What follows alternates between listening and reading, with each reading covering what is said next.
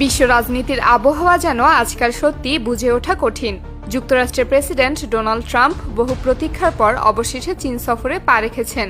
কিন্তু এই সফরের আগের দিন থেকে যে ঘটনাগুলো ঘটেছে তা যেন বৈঠকের আলোচনার চেয়ে অনেক বড় এক রহস্য তৈরি করেছে। ট্রাম্প চীনে পা রাখার আগেই বেইজিংয়ের আকাশে দেখা গিয়েছে চীনের ভয়ঙ্কর H-6N বোমারু বিমান। শুধু তাই নয়, তার সঙ্গে উড়েছে চেংদু Z-20 স্টেলথ ফাইটার জেটের বিশাল বহর। কিন্তু এই ঘটনার ভেতরে বিশাল এক প্যাচ রয়েছে। কিছুদিন আগে ট্রাম্প রাশিয়ার প্রেসিডেন্ট পুতিনের সঙ্গে বৈঠকে বসেছিলেন।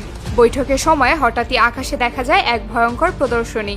পুতিন পৌঁছানোর পরেই আমেরিকার আকাশে উড়ায় তাদের সবচেয়ে শক্তিশালী দুটি যুদ্ধবিমান B-2 বোম্বার ও F-35B।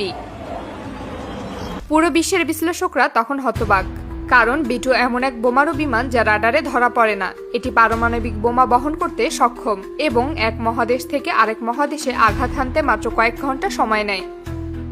অন্যদিকে F-35B এমন এক আধুনিক যুদ্ধবিমান যা 5G রাডারকেও ফাঁকি দিতে পারে। বৈঠকের সময় এই দুই বিমানের উড়ান যেন ছিল এক নিঃশব্দ সতর্কবার্তা, বিশেষ করে পুতিনের উদ্দেশ্যে। পুতিন অবশ্য তা সহজভাবে নেননি। রাশিয়ার গোয়েন্দা বিশ্লেষকরা তখনই বিষয়টি মাথায় রাখেন, কারণ ইতিহাস প্রমাণ করেছে শক্তির জবাব সবসময় শক্তিতেই দেওয়া হয়। আর এবার সেই জবাব এলো একদম নিঃশব্দে, ঠান্ডা মাথায় আর অত্যন্ত পরিকল্পিতভাবে পুতিনের বন্ধু দেশ চীনের কাছ থেকে। ট্রাম্পসি বৈঠক হওয়ার কয়েক ঘন্টা আগে চীনের সামরিক ঘাঁটি থেকে উঠতে শুরু করে H-6N বোম্বার। এর পেছনে থাকে পুরো এক বহর চেংদু Z-20 স্টেলথ ফাইটার। আন্তর্জাতিক স্যাটেলাইটে ধরা পড়ে সেই দৃশ্য, আর মুহূর্তের মধ্যেই সামাজিক যোগাযোগ মাধ্যমে ছড়িয়ে পড়ে। এই H-6N কোনো সাধারণ বিমান নয়, এটি চীনের উড়ন্ত পারমাণবিক গুদাম নামে পরিচিত। এই বোম্বার একসঙ্গে 22 টন বোমা ও মিসাইল বহন করতে পারে। শুধু তাই নয়, এটি পারমাণবিক ও হাইপারসনিক উভয় প্রকারের মিসাইল বহন করতে সক্ষম।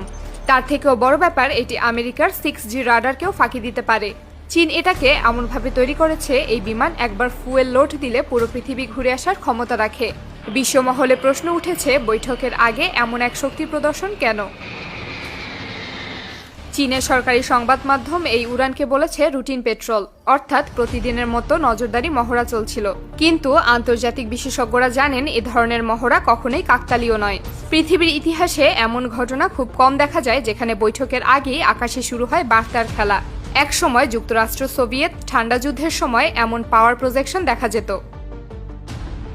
এখন রাশিয়া নয়, যুক্তরাষ্ট্রের সামনে দাঁড়িয়ে আছে চীন। এদিকে ট্রাম্প প্রশাসনও বসে নেই। ওয়াশিংটন সূত্রে জানা গেছে, পেন্টাগন ইতিমধ্যেই চীনা উপসাগরের কাছে আন্তর্জাতিক জলসীমায় F-22 র্যাপটর এবং B-2 স্টেলথ বোম্বার মোতায়েনের প্রস্তুতি নিচ্ছে, কারণ তারা বুঝেছে চীনের এই উড়ান নিছক কোনো মহড়া নয়।